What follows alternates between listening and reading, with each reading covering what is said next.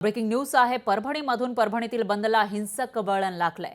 संतप्त युवकांनी चालत्या कारवर दगडफेक केलेली आहे, तर आंदोलकांकडून रस्त्यावर जाळपोळ सुद्धा करण्यात आली आहे। परभणीमध्ये एका माथे फिरून डॉक्टर बाबासाहेब आंबेडकर यांच्या प्रतिमेजवळ ठेवलेल्या संविधानाच्या प्रतीचा अवमान केला होता आणि त्याच्या निषेधार्थ आज आंबेडकरी अनुयायांनी जिल्हा बंदची हाक दिली होती। पण याच वेळेला मोर्चा दरम्यान काही संतप्त युवकांनी चालत्या कारवर दगडफेक केलेली आहे आणि त्यानंतर या आंदोलनाला हिंसक वळण लागल्याची माहिती समोर येते। तर काही रस्त्यावर काही जणांनी जाळपोळ केल्याचं आपल्याला पाहायला मिळतंय। एका कारवर दगडफेक झालेली आहे, त्यामुळे शांततेने सकाळपासून सुरू झालेलं हे आंदोलन आहे, जो बंद आहे जिल्हा बंद, त्याला कुठेतरी हिंसक वळण लागल्याचं पाहायला मिळतंय। परभणीमध्ये ह्या बंदची हाक देण्यात आलेली होती। दरम्यान सुप्रिया सुळेंनी या कृत्याचा निषेध केला आहे। जे हिंसक वळण लागलंय या आंदोलनाला, त्याचा निषेध सुप्रिया सुळेंनी केला आहे। ट्विटच्या माध्यमातून त्यांनी निषेध नोंदवलाय। दरम्यान ट्विटवर नेमकं काय लिहित आहे सुप्रिया सुळे, बघूया।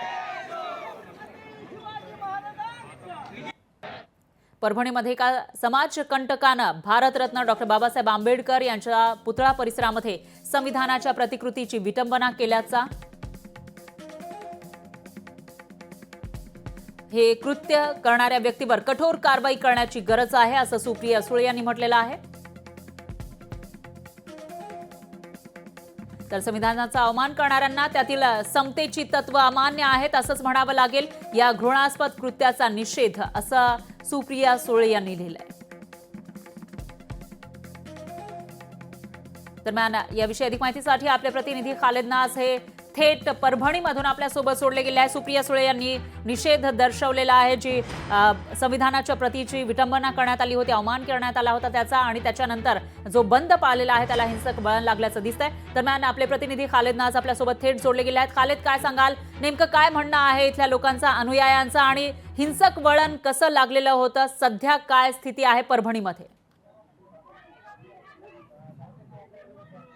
मॅडम, काल घटनेच्या निषेधार्थ परभणी जिल्ह्यातील जे आंबेडकरी जनता आहे, आंबेडकरी अनुयायी यांनी संतप्त प्रतिक्रिया देत संबंधित आरोपींवर कडक कारवाई करण्याची मागणी केलेली आहे। त्या युवकाला ज्यांनी हे कृत्य केलेलं आहे त्याला फाशीची शिक्षा देण्यात यावी, या मागणीसाठी आज परभणी जिल्ह्यातील आंबेडकरी प्रेमींनी जिल्हा बंदची हाक दिलेली आहे।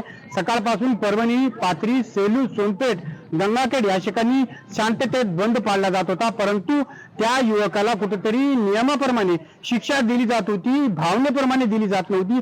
त्यामुळे संतप्त युवकांनी त्या आरोपीला फाशी शिक्षा देण्यात यावी या मागणीसाठी आज अनेक ठिकाणी जाळपोळ केलेली आहे, टायर जाळलेले आहे।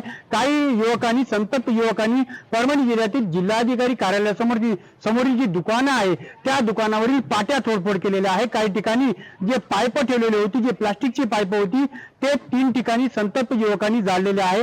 आता परभणी शहरात छावणीचं स्वरूप आलेलं आहे। एकंदरीत जोपर्यंत शासन या युवकाला, या आरोपीला फाशीची शिक्षाची तरतूद करत नाही, तोपर्यंत अशाच प्रकारे हे परभणी जिल्ह्यातील आंदोलन आणि अशी संतप्त प्रतिक्रिया येत राहतील। आता परभणी जिल्ह्यातील सर्वच लोकप्रतिनिधींनी, त्याचबरोबर राज्यातील लोकप्रतिनिधींनी घटनेचा निषेध केला आहे आणि या आरोपीला कडक शिक्षा देण्याची मागणी केलेली आहे। आता परभणी जिल्ह्यात शांततेचं वातावरण जरी असला तरी तणाव निर्माण झालेला आहे।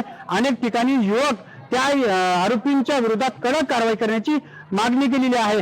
काही शाळांमध्ये पालक स्वतः दाखल झालेले आहे।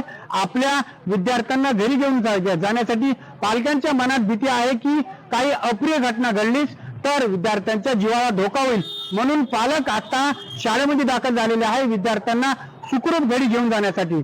फरा मॅडम, निश्चितच खालिद, मात्र एक प्रश्न उपस्थित होतोय, बोलून जे अनुयायी तुमच्या सोबत आहेत त्यांच्या नेमक्या काय भावना आहेत? शिक्षक आहेत, त्यांच्याकडून आपण याचे बोला बोला। माझ्यासोबत शिक्षक आहे, आपण त्यांची जी भावना जाऊन घ्या। एकंदरीत आपण परभणीची घटना झाली त्याचा कशा पद्धतीने तुम्ही पाहता? आज भारतीय राज्यघटनेचे शिल्पकार डॉक्टर बाबासाहेब आंबेडकर यांनी या भारताला समता, न्याय, बंधुता या तत्वावर जे संविधान दिलं, त्या संविधानाचा अशा प्रकारे अपमान करणं ही जी घटना झालेली ही निंदनीय आहे। मी या घटनेचा जाहीर निषेध करते। एक भारतीय नागरिक म्हणून आपण भारतीय नागरिकांचं कर्तव्य आहे की या राज्यघटनेचा आपण मान राखला पाहिजे, सन्मान केला पाहिजे, आणि अशा प्रकारचं कृत्य करणं म्हणजे घटना निंदनीय आहे आणि मी याचा जाहीर निषेध करते। आपण सर्वांनीच या गोष्टीचं, आणि ज्या व्यक्तीने अशी कृत्य केले त्या व्यक्तीला कठोरात कठोर कशी शिक्षा होईल याचा सर्व भारतीयांनी पाठपुरावा केला पाहिजे. आणि माझी सरकारला देखील ही विनंती आहे की कशा प्रकारे या समाजकंटक हे जे काही दुष्कृत्य करत आहेत त्यांना परत असं दुष्कृत्य करणं त्यांचं मन धजावलं नाही पाहिजे. अशा प्रकारची शिक्षा त्या समाजकंटकाला झाली पाहिजे असे मी या ठिकाणी माझं मत व्यक्त अनेक करते. ठिकाणी जाळपोळ केली जात आहे, त्याला तुम्ही कसं पाहता?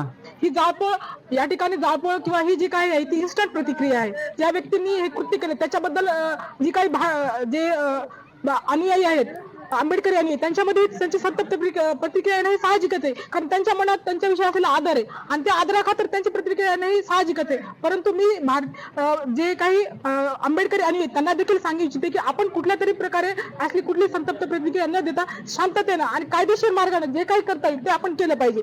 आणि त्यामुळे काय होतं, काही सामान्य नागरिक त्यांना काहीतरी त्रास होतो तसं न करता या ठिकाणी शांतताप्रिय मार्गाने कायदेशीर मार्गाने, कारण डॉक्टर बाबासाहेब आंबेडकर संविधानात हे सांगितले की कायदा हा जगात आणि भारतामध्ये कायदा हा मोठा आहे. आपण कायद्यानं जे काय होईल ते आपण केलं पाहिजे आणि त्या व्यक्तीला कठोर शिक्षा कशी होईल हे देखील आपण पाहिलं पाहिजे.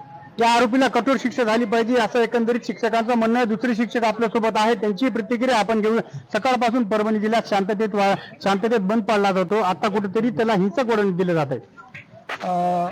काल सायंकाळी 4 वाजता एका समाजकंटकाने परभणी रेल्वे स्टेशनच्या परिसरामध्ये असलेल्या डॉक्टर बाबासाहेब आंबेडकर पुतळ्यासमोर जी संविधानाची उद्देशिका ठेवलेली होती ती उद्देशिका फोडून भारतीय संविधानाचा अपमान करण्याचं एक महान दुष्कृत्य त्या व्यक्तीकडून झालेलं आहे. त्या व्यक्तीला ताब्यामध्ये सुद्धा पोलिसांनी घेतलेले आहे आणि त्याच अनुषंगानं आज संपूर्ण परभणी जिल्ह्यामध्ये बंदची हाक देण्यात आलेली होती. सकाळच्या सत्रामध्ये हा बंद अगदी शांततेमध्ये पाळला जात होता, परंतु दुपारच्या नंतर त्या व्यक्तीची जी काही तक्रार आहे ती रितसरपणे दाखल करून घेतली जात नव्हती आणि त्यामुळेच आंबेडकरी जनतेनं त्या बंदच्या विरोधामध्ये थोडंसं हिंसक वळण ज्या कृत्याला लागलेलं आहे. परंतु मी सांगू इच्छितो की कुठल्याही प्रकारचं हिंसक वळण न लागू देता शांततेचा मार्ग आपण अवलंबला पाहिजे आणि योग्य ती शिक्षा त्या व्यक्तीला झाली पाहिजे. कारण भारतीय संविधानानं प्रत्येक व्यक्तीला जीवन जगण्याचा अधिकार दिलेला आहे आणि अशा संविधानाची उद्देशिका त्या ठिकाणी तोडफोड करणं भारतीय संविधानाला आणि भारतीय संसदेला दुष्कृत करण्याचं हे एक प्रकारचं कृत्य आहे. त्या व्यक्तीला निश्चितच शिक्षा झाली पाहिजे. परंतु हे जे काही बंदला हिंसक वळण देणं आहे ते माझ्या माहितीप्रमाणे चुकीचं आहे. का सकाळपासून आम्ही शाळा भरवली होती, पण जेव्हा आम्हाला अशा प्रकारच्या हिंसक घटनेची जेव्हा आम्हाला खबर मिळाली, एकंदरीत ह्या सर्व घटनेनंतर आता पालकांनी संतप्त प्रतिक्रिया दिलेली आहे. शिक्षकांनी सुद्धा त्या आरोपींविरुद्ध कठोर कारवाई करण्याची मागणी केलेली आहे. आता प्रशासन या संपूर्ण प्रक्रियेकडे कशा तऱ्हेने पाहते हे पाहणं महत्वाचं आहे. खालेद, याविषयीची अपडेट आपण घेत राहूयात आणि या लोकांच्या भावना आपल्यापर्यंत पोहोचवलेल्या आहेत. दरम्यान धन्यवाद तुम्ही दिलेल्या या सविस्तर माहितीसाठी. लोकशाही मराठी ऐका, पहा, जागरूक रहा.